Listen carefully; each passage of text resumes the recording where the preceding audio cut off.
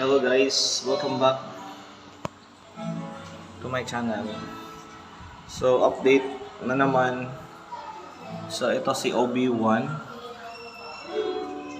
Yun, parang lumalaki na talaga siya, no? This week kulang na malaya na lumalaki na talaga yung coke niya. So ito guys, yun.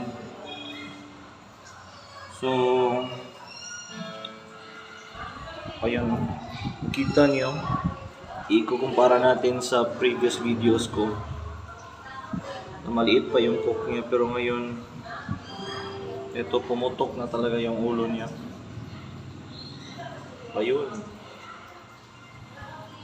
So ito pa rin yung setup ko. 22 gallon aquarium. So goods pa rin siya dito, ano. So filtration lang ginagamit ko, wala nang ibang mga katulad ng probiotics or ano pang mga chemical dyan. So pagkain lang at saka filtration. So ayun, makikita niyo yung healthy si Obi-Wan, ang flower natin. So lumalaki na siya, no. King strain pala to, update lang. King strain flower horn, ZZ Zenso. So kung may katanungan kayo, comment lang.